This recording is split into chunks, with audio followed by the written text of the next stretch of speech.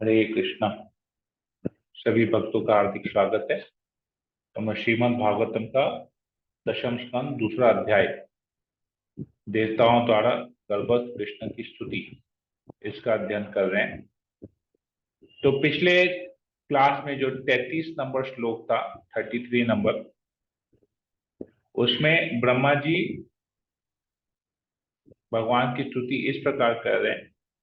भगवान को माधव के रूप में, पूर्ण पुरुषोत्तम परमेश्वर के रूप में लक्ष्मीपति के नाम से संबोधित कर रहे हैं। क्यों ये सब नाम से संबोधित कर रहे हैं? क्योंकि कहते हैं कि जो लोग भक्ति करते हैं, कभी किसी कारण से अगर वो भक्ति मार्ग से गिर जाते हैं, किसी भी कारण से भक्ति मार्ग से गिर जाते हैं, तभी भी भगवान उनकी रक्षा करते हैं।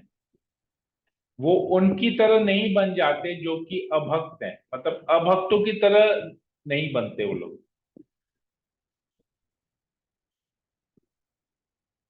तो कहने का अर्थ ये है कि भक्ति ही एकमात्र ऐसा कार्य है, ऐसी क्रिया है, जहां पर भक्त को किसी प्रकार का भय नहीं होता। कभी कुछ खोने का, कुछ गंवा देने का, कुछ हानि का भय नहीं होता। ये चीज भगवत गीता में भी हम पढ़ चुके हैं। नेहा विक्रमा नाशोस्ति प्रत्यवायो न विद्यते स्वल्पम प्रत्यस्य धर्मस्य त्रायते मस्तु भयात्। भगवान स्वयं कहते हैं कि भक्ति जो ऐसी चीज है जिसमें कभी किसी का नुकसान नहीं होता है, कभी किसी चीज की हानि नहीं होती, किसी चीज का क्षय नहीं होता है। तो ये हमने, और ये ब्रह्मा जी यहाँ पर अपनी स्तुति में बता रहे हैं, भगवान की स्तुति कर रहे हैं, बता रहे हैं कि भगवान आप सबका संरक्षण करते हैं। तो आज हम लोग इसी अध्याय में और आगे बढ़ेंगे, 34 नंबर श्लोक से आगे बढ़ेंगे। ओम ज्ञानतिमिरांधस्य ज्ञानंजनाशलाकया चक्षुरुन्मीलितं येन तस्मै श्री गुरुवे नमः। नमो विष्णुपादाय कृष्णप्रेष्ठाय भूतले श्रीमते भक्ति वेदांत स्वामी निधि नामिने नमस्ते सरस्वती देवे गौरवाणी प्रचारिणे निर्विशेष देशतारिणे वंशाकल्पतरुभ्यश्च कृपा सिन्धुभैव च पतितानां पावनेभ्यो वैष्णवेभ्यो नमो नमः। जय श्री कृष्ण चैतन्य प्रभु नित्यानंद श्री अद्वैत गदाधर शिव गौर भक्तवृंदा। हरे कृष्णा कृष्ण कृष्ण हरे हरे, हरे राम राम राम हरे हरे। श्रीमद् भागवत की जय। ओम नमो भगवते वासुदेवाय। ओम नमो भगवते वासुदेवाय। ओम नमो भगवते वासुदेवाय। श्रीमद् भागवतम दशम स्कंद अध्याय 2 श्लोक नंबर 34, 34। ब्रह्मा जी आगे कह रहे हैं, हे परमेश्वर, पालन करते समय आप त्रिगुणातीत दिव्य शरीर वाले अनेक अवतारों को प्रकट करते हैं। जब आप इस तरह प्रकट होते हैं तो जीवों को वैदिक कर्म यथा अनुष्ठान, योग, तपस्या, समाधि, आपके चिंतन में भावपूर्ण तल्लीनता में युक्त होने की शिक्षा देकर उन्हें सौभाग्य प्रदान करते हैं। इस तरह आपकी पूजा वैदिक नियमों के अनुसार की जाती है। तो यहाँ पर ब्रह्मा जी स्पष्ट कह रहे हैं कि जितने भी अवतार हैं वो सब कृष्ण से आते हैं। और जितने भी अवतार हैं उनका शरीर दिव्य है, ट्रांसेंडेंटल है। मतलब उनका शरीर और उनकी आत्मा अलग नहीं है, वो एक ही है, वो दिव्य शरीर है। और ये दिव्य शरीर भगवान का अवतार जो सब कृष्ण से आते हैं, वो कृष्ण के ही समान त्रिगुणातीत हैं, अर्थात 3 गुणों के ऊपर हैं। उनमें सतोगुण, रजोगुण और तमोगुण का तनिक भी प्रभाव नहीं पड़ता। त्रिगुणातीत, 3 गुणों के स्वामी है भगवान। किसी भी अवतार में आए वो 3 गुणों के स्वामी ही रहते हैं। जैसे उदाहरण के रूप में हम लोग लेते हैं, रामायण से एक उदाहरण लेते हैं, भगवान रामचंद्र की एक लीला से हम उदाहरण लेते हैं कि जब सीता माँ का हरण रावण ने किया और उनको अशोक वाटिका में रखा, तो भगवान रामचंद्र उनके विरह में रो रहे थे।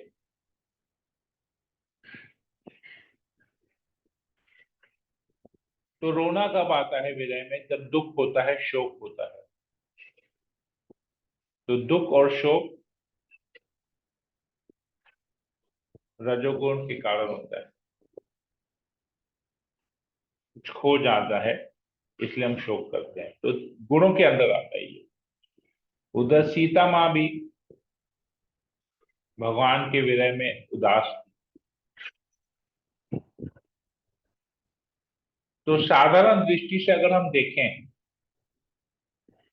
तो हमको लगेगा ये लोग जैसे साधारण पति पत्नी एक दूसरे के विरह में रोते हैं, इस भौतिक जगत के लोग,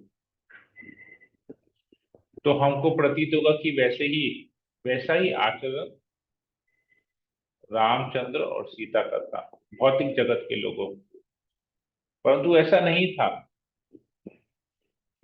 आचार्यगण दादा बताते हैं कि बाहरी रूप से, आपको बाह्य रूप से ऐसा लग रहा होगा कि वो लोग रो रहे हैं एक दूसरे के विरह में, परंतु अंदर से वो लोग बड़े आनंद में थे, क्योंकि राम और सीता को कभी कोई अलग कर ही नहीं सकता है। ये केवल एक लीला, एक स्टेज प्ले,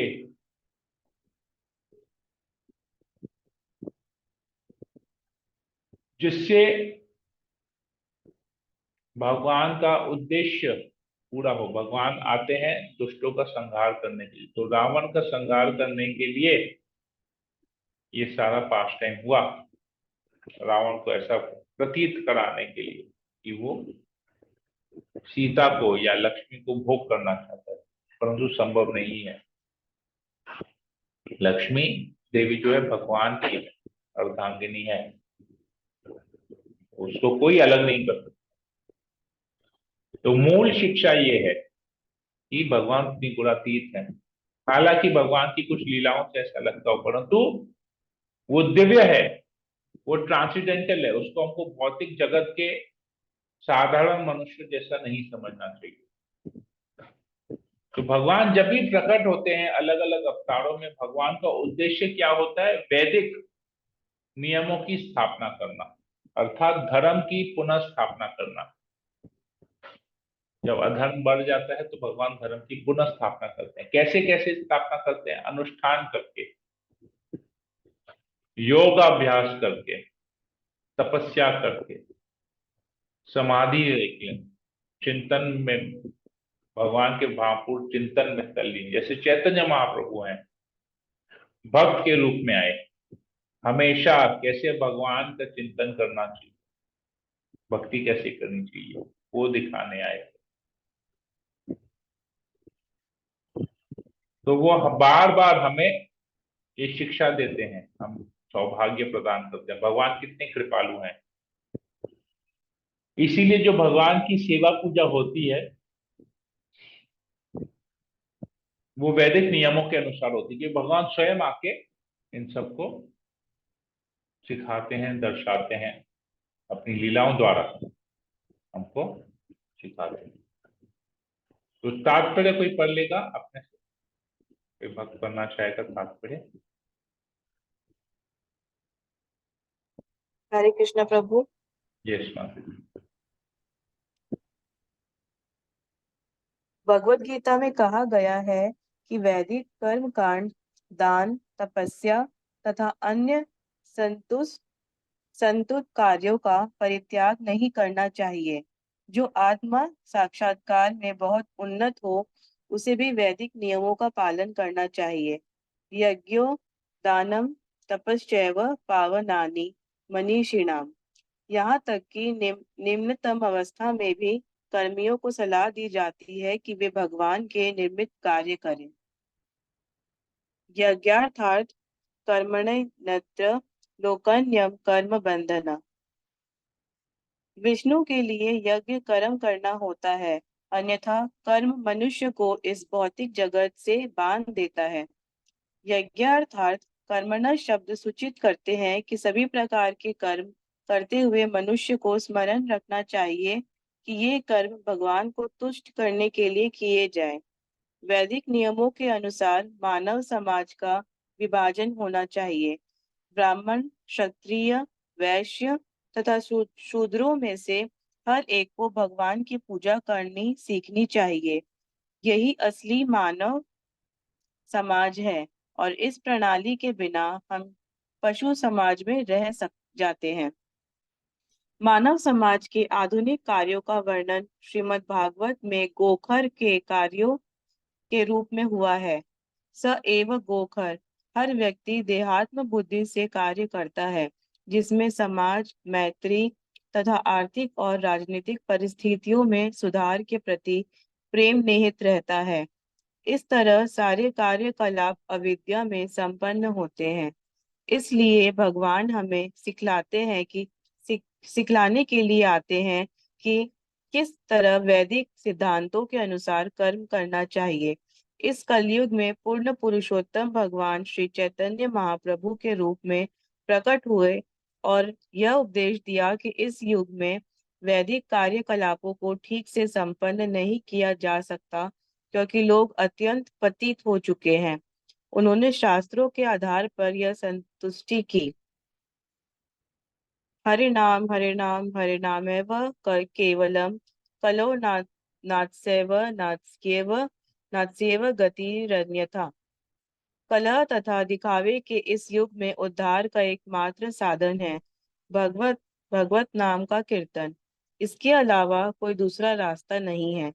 इसलिए कृष्ण भावनामृत आंदोलन विश्व भर के लोगों को सिखा रहा है कि हरे कृष्ण मंत्र का किस तरह कीर्तन किया जाए, और यह सभी स्थानों तथा सभी समयों में अत्यंत प्रभावशाली सिद्ध हुआ है। हमें वैदिक सिद्धांतों की शिक्षा देने के लिए भगवान प्रकट होते हैं, इससे हम उन्हें समझ सके। हमें यह जानना चाहिए कि जब कृष्ण तथा श्री चैतन्य महाप्रभु प्रकट हुए थे, तो वे अपने शुद्ध सत्व शरीरों के साथ प्रकट हुए थे। हमें कृष्ण अथवा चैतन्य महाप्रभु के शरीरों को अपने जैसा भौतिक मानने की भूल नहीं करनी चाहिए, क्योंकि वे समस्त मानव समाज के लाभ हेतु प्रकट हुए थे। भगवान अहेतुकी कृपावश विभिन्न युगों में अपने शुद्ध सत्व दिव्य शरीर के साथ मानव समाज के दिव्य स्तर तक उत्थान हेतु प्रकट होते हैं। दुर्भाग्यवश आधुनिक राजनेता तथा अन्य नेता जीवन की स्थूल सुविधाओं पर बल देते हैं और इस या उस वाद के कार्यकलापों पर अपना ध्यान एकाग्र करते हैं, जिन्हें वे कई प्रकार के पुष्पित सुंदर भाषा में वर्णन करते हैं। मूलतः ऐसे कार्यकलाप पशुओं के कार्यकलाप है। हमें भगवत गीता से कर्म करना सीखना चाहिए, जो मानव ज्ञान के हेतु सब कुछ बताती है। इस प्रकार हम इस कलयुग में भी सुखी बन सकते हैं। हरे कृष्णा। हरे थैंक कृष्णा यू, प्रभु। थैंक यू माता जी फॉर रीडिंग। ओके, तो यहाँ पर हम बहुत सारी बातें को यहाँ पर प्रभुपाद जी समझाते हैं हमको। तो वर्तमान समाज, वर्तमान युग में जो भी लोग हैं, जो भी किसी पद पे हैं, वो केवल भौतिक सुविधाओं को, स्थूल सुविधाओं को कैसे प्रोवाइड किया जाए उसके बारे में करते हैं, जो कि इस शरीर से रिलेटेड है। शरीर के भोग को कैसे बढ़ाया जाए, शरीर को कैसे सुविधा दी जाए, केवल वही प्लानिंग हो रहा है। आत्मा के स्तर पर कोई सोच नहीं रहा है। स एवं गौखर, तो कहते हैं ये पशु समाज है, जहां पर भगवान के बारे में शिक्षा नहीं दी जाती है। किस प्रकार भक्ति की जाए वह शिक्षा नहीं दी जाती है। किस प्रकार धर्म का पालन हो वो शिक्षा नहीं दी जाती है। तो वह स एवं गौखर मतलब गाय और गधों का समाज है, वो पशु का समाज है। तो ये जो समाज है ये हमारे घर से चालू होता है, हमारे स्वयं से चालू होता है। हम इसको पालन कर रहे हैं कि नहीं पहले हमको देखना है। फिर हमारे परिवार वाले इसको पालन करते हैं कि नहीं वो देखना है। फिर हमारे मित्र उसको पालन करते हैं कि नहीं, रिश्तेदार उसको पालन करते हैं कि नहीं, फिर हमारी सोसाइटी उसको पालन करती है कि नहीं, हमारा समाज उसको पालन करता है कि नहीं, हमारा शहर, देश, ऐसे करके फिर ऊपर की तरफ जाते हैं। तो हम लोग जनरली हम लोग क्या करते हैं, हम लोग दूसरों के ऊपर, दूसरों के बारे में जल्दी देख के कमेंट पास करते हैं। हम स्वयं क्या कर रहे हैं हम उसके बारे में चिंता नहीं करते। तो पहले हमको स्वयं को ठीक करना पड़ेगा, उसके बाद आगे दूसरों के बारे में सोचना पड़ेगा। तो हम क्या शिक्षा देते हैं, राजनीतिज्ञ क्या शिक्षा देते हैं वो बाद में। हम क्या दूसरों को शिक्षा दे रहे हैं, क्या हमने हरिनाम का आश्रय लिया है, क्या हमने भगवान का आश्रय लिया है, पहले हमको वो देखना है। फिर हम दूसरे लोग क्या करेंगे, नेता क्या कर रहे हैं, लोग क्या कर रहे हैं, वो उसके बारे में बाद में सोचेंगे, बाद में चर्चा करेंगे। क्या हमने शास्त्र पढ़ा है, पहले वो देखना है। फिर वो लोग शास्त्रों के आधार पे क्या कर रहे हैं वो बाद में। ये सब चीज मतलब ये सारा यहाँ पर प्रभुपाद का सारा इंस्ट्रक्शन है, प्रैक्टिकल एप्लीकेशन है कि हमको अपने जीवन में क्या क्या नियम अपनाने चाहिए, क्या क्या करना चाहिए। हमको देहात्म बुद्धि में कार्य नहीं करना चाहिए, मतलब शरीर के लिए कार्य नहीं करना चाहिए। हर उस कार्य को जो हमको भगवान के साथ जोड़ सके वो कार्य करना चाहिए, या अपने सारे कर्मों को, अपने सारे कार्यों को भगवान के साथ जोड़ना चाहिए। तो हमको उसी प्रकार अपने जीवन शैली को बिताना चाहिए, तभी वो भक्ति होगी।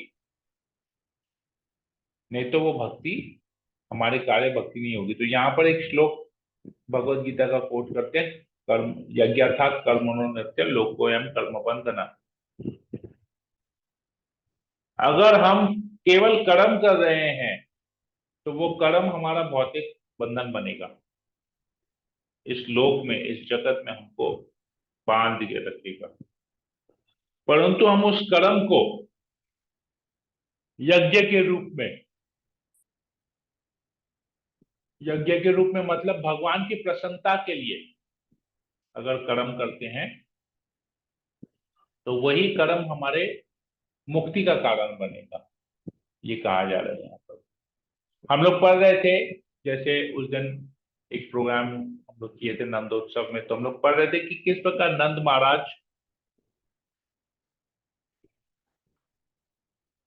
अगले दिन जब भगवान कृष्ण का जब रात को जन्म हुआ तो अगले दिन नंद महाराज ने बहुत बड़ा उत्सव किया। तो उस उत्सव में उन्होंने बहुत सारे गाय दान किए ब्राह्मणों को, गाय दान किए, प्लस बहुत सारे अनमोल रत्न, पूरे हाथ एम्ब्रॉयडरी किए हुए ड्रेसेस, वस्त्र, ये सब कुछ, वो पहाड़ पहाड़ ड्रेसेस का पहाड़ पहाड़ दान किया। तो वो सब लगाते, ये सब दान जो है उन्होंने भगवान की प्रसन्नता के लिए किया, विष्णु की प्रसन्नता के लिए किया। तो जब उन्होंने, हालांकि कृष्ण स्वयं भगवान है परंतु वो एक साधारण बालक के रूप में, ग्वाल बाल के रूप में नंद महाराज में और यशोदा माई के प्रांगण में प्रकट हुए। तो उन लोगों ने एक अनुष्ठान किया, एक फेस्टिवल, एक उत्सव किया, अपने पुत्र के जन्म के लिए एक उत्सव मनाया, और उस उत्सव में जो भी कार्य किया वो भगवान की प्रसन्नता के लिए किया। तो दान भी दिया तो भगवान, ब्राह्मणों को दिया, भगवान की प्रसन्नता के लिए दिया। गौ दान दिया, वस्त्र दान दिए, धन दान, बहुत कुछ दान दिया, भगवान की प्रसन्नता के लिए दिया। हम जब कोई उत्सव करते हैं तो हम कंजूसी करते हैं, कुछ कुछ बातों में, मैं पूरी तरह नहीं बोलूंगा, कुछ कई बातों में हम लोग पैसा बचाने का कोशिश करते हैं। कुछ कुछ में हम सोचते हैं यार इतना ज्यादा खर्चा हो गया, थोड़ा सा हमको फील होता है कि हमारा एक्सेस थोड़ा सा खर्चा हो गया, तो थोड़ा सा हम उसमें दुखी होते हैं। तो क्यों ऐसा, क्यों? क्योंकि वो भौतिक इच्छाओं को पूरा करने के लिए होता है। अगर उत्सव के रूप में भगवान को उसमें हम शामिल करेंगे, भगवान के लिए करेंगे, तो फिर वैसा फीलिंग नहीं आएगा। कहने का अर्थ यही है कि हमको जो भी करना है भगवान के लिए करना, तभी वो भक्ति कहलाएगी, नहीं तो नहीं। और यही चीज ब्रह्मा जी कह रहे हैं कि भगवान ये सब स्वयं आके करके जाते हैं, दिखा, शिक्षा दे रहे हैं कि कैसे कैसे करना चाहिए, परंतु हम लोग उस शिक्षा को नहीं समझ के हम लोग साधारण लोगों की दृष्टि से उसको करते हैं, भौतिक दृष्टि से देखते हैं, क्योंकि भौतिक धन भी यूज करते हैं, तो उसमें हम उदारता नहीं दिखाते, कंजूसी करते हैं, क्योंकि हमको सही ज्ञान नहीं होता है कि हमको उसको कैसे करना चाहिए, क्या करना चाहिए। यही चीज हम लोग भी डिस्कस कर रहे थे उस दिन क्लास में कि किस प्रकार दान दिया। तो हम लोग दान देते वक्त सोचते हैं कितना देना चाहिए, नहीं देना चाहिए, पूरा हिसाब किताब कैलकुलेशन करके देते हैं। तो ये थोड़ा सा हमको अपने सोच विचार को चेंज करना है। हरे कृष्णा। ठीक है, हम लोग फिर को अगला 35 नंबर श्लोक हम लोग कल इसमें आगे बढ़ेंगे। हरे कृष्णा।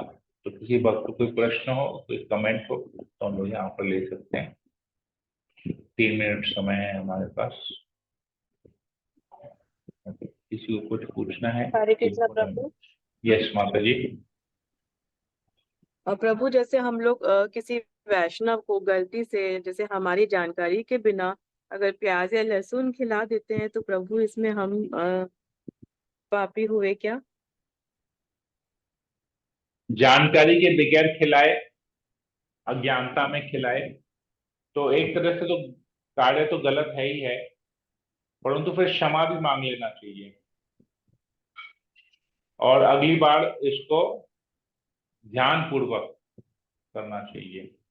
एक्चुअली लहसुन प्याज तो कोई इच्छा से खिलाता नहीं है कि पता है, लेकिन उसमें क्या होता है, मसालों वसालों में जो मसाले डालते हैं ना, चीजों में जो मसाले हम्म। डालते हैं, मेन प्रॉब्लम मसाले का ही है। तो मसाला में हम लोग बाद में देखते हैं कि उसमें dehydrated onion powder, dehydrated garlic powder रहता है। तो बेसिकली हमको इसीलिए हम लोग स्पेसिफिकली जो मसाले यूज करते हैं वो हमको कुछ ब्रांडेड मसाले ही यूज करने चाहिए। जो चीज, जैसे हम लोग एवरेस्ट का यूज करते हैं, तो एवरेस्ट के मसालों में जल्दी से ऐसा कुछ आता नहीं है, दूसरे मसालों में आता है। हम्म। तो इसलिए एवरेस्ट का यूज करना हम्म। चाहिए। अगर एवरेस्ट का मसाला नहीं मिलता है, किसी दूसरे ब्रांड का वही मसाला मिलता है, तो हमको आइटम ही चेंज कर देना चाहिए, वो आइटम रखना नहीं चाहिए, हम दूसरा कुछ बनाना है। क्योंकि अल्टीमेटली वैष्णव को क्या खिलाए? भगवान का भोग खिलाए, भगवान का भोग प्रसाद के रूप में उनको अर्पण किया। तो भगवान को भी, भगवान के प्रति भी, वैष्णव के प्रति तो अपराध, तो भगवान के प्रति भी अपराध हुआ, क्योंकि भगवान को भी तो वही हमने पहले भोग लगाया, उसके बाद उस वैष्णव को खिलाया। तो ये ध्यान देना चाहिए, बेसिकली थोड़ा सा हमको इसमें चीज में ध्यान देना चाहिए। और गलती हो गया तो क्षमा भी मांग लेनी चाहिए, तो क्योंकि अगला भी समझेगा कि हाँ गलती हो गया, और फिर फ्यूचर में ऐसा नहीं हो, ध्यान देना चाहिए थोड़ा सा। ठीक है। और और प्रभु जैसे ना हम लोग भगवान को जैसे भोग लगा के खाते हैं, लेकिन हाँ हमारे आसपास जैसे हम कहीं बाहर है, अभी मंदिर है नहीं, तो उस समय हाँ, हम लोग भोग कैसे दे सकते हैं प्रभु? मेंटल ऑफरिंग करना चाहिए। मेंटल ऑफरिंग, तीन तरह का ऑफरिंग होता है। एक होता है जैसे हम भगवान अपने घर में हैं तो भगवान को प्रॉपर विधि विधान के, जो हमको शिक्षा दी गई है, जो हमको सिखाया गया है, वैसे हम भोग लगाते हैं, मंत्रों का उच्चारण करके। अभी अगर हम लोग बाहर रहते हैं, अगर हम लोग जैसे ट्रैवलिंग कर रहे हैं और हमारे पास अपना बीड बैग है, जपमाला है, तो नॉर्मली हम लोग क्या करते हैं कि जब बैग में राधा कृष्ण का एक फोटो होता है, या जैसे जैसे मेरे मोबाइल में मैंने क्या किया ना, स्पेसिफिकली एक मैंने फोटो अपने मोबाइल के लिए डिजाइन किया, जिसमें राधा गोविंद है, पंच तत्व है, गुरु परंपरा है, भगवान नरसिंह देव है, वो एक फोटो है। तो मैं क्या करता हूँ, मैं जब ट्रैवल करता हूँ तो मैं मार्केट से कुछ फ्रूट खरीद लेता हूँ। मैं कुक्ड फूड नहीं लेता, मैं कुछ फ्रूट्स ले लेता हूँ, हम्म। और तुलसी कैरी करता हूँ। तो तुलसी कहीं पर भी फोन को ऑन करके उस फोटो को सामने रख के फ्रूट्स में तुलसी डाल के भगवान को ऑफरिंग करता हूँ, क्योंकि गुरु पूरा ऑल्टर स्टाइल का ही है वो फोटो। वो तरीका है। अगर हमारे पास तुलसी नहीं है, अगर कुक फूड खाना है, मान लीजिए आलू का पराठा दही खाना है ट्रैवलिंग के समय, कि पता है इनमें लहसुन प्याज होता नहीं, आलू के पराठे में सब कुछ होता नहीं, पनीर के पराठे में नहीं होता है, तो हम अपने साथ चरण तुलसी, कि हमको लगता है कि हम ऑफरिंग नहीं कर पाएंगे, तो हम चरण तुलसी अपने साथ कैरी करेंगे। तो जो भी चीज लेंगे उसमें चरण तुलसी डाल देंगे, तो चरण तुलसी जैसे भगवान का डालेंगे वो प्रसाद में कन्वर्ट हो गया, और फिर उसको खाएंगे। और अगर चरण तुलसी भी मतलब पहला तो केस हो गया घर में, अब ये ट्रैवलिंग का, तो पहला है कि फोन में फोटो रखेंगे, फ्रूट्स लेंगे और फ्रेश तुलसी लेंगे, वो फर्स्ट हो गया। फ्रेश तुलसी नहीं है, चरण तुलसी ले रहे हैं, फोटो भी नहीं है, तो कुक्ड फूड खाना है तो उसमें चरण तुलसी डाल दिए। और अगर कोई साधन नहीं है, न बीट बैग है, न फोन में फोटो है, न फ्रेश तुलसी है, न चरण तुलसी है, तो भी हमको खाना है, तो हम मेंटल ऑफरिंग करेंगे। 3 बार श्री विष्णु श्री विष्णु श्री विष्णु बोल के, हाथ जोड़ के, भगवान से प्रार्थना करके उसको हम ग्रहण कर सकते हैं मेंटल ऑफरिंग से। ठीक है माता जी। ओके प्रभु जी, ओके, हर थैंक यू। एक लेवल पे मैंने बता दिया, जो जैसा सुविधा हो वैसे करना चाहिए, but we should not make this a habit. ये हैबिट नहीं बनना चाहिए, ये इमरजेंसी सिचुएशंस का मैं बताया, ये हैबिट नहीं होना चाहिए ये। ठीक है। हरे कृष्णा। हरे कृष्ण प्रभु। ओके, और किसी को कुछ पूछना है? नो प्रभु, हरे कृष्ण। हरे कृष्णा। ठीक है, फिर हम सेशन को यहीं पर ही एंड करते हैं। हरे कल फिर कृष्णा से प्रभु, हरे दंडवत कृष्णा। प्रणाम। हरे कृष्णा मत। प्रभु जी, हमको भागवतम चाहिए। अच्छा ठीक है, तो मैं ऑर्डर दे देता हूँ भागवतम का, और आपके यहाँ पर पहुंच जाएगा। ठीक है, हिंदी ठीक है, भागवतम। हरे कृष्णा। ठीक है। ठीक है, मैं हरे सेशन को कृष्णा यही एंड प्रभु, करता हूँ। हरे दंडवत कृष्णा हरे प्रणाम। कृष्णा कृष्णा कृष्णा हरे हरे, हरे राम राम राम हरे हरे। वाञ्छा कल्पतरुभ्यश्च कृपा सिन्धुभैव च पतितानां पावनेभ्यो वैष्णवेभ्यो नमो नमः। समेत भक्त वृंद की जय। जगत गुरु शिल प्रभुपाद की जय। ग्रंथ राज श्रीमद् भागवतम की जय। हरे कृष्णा।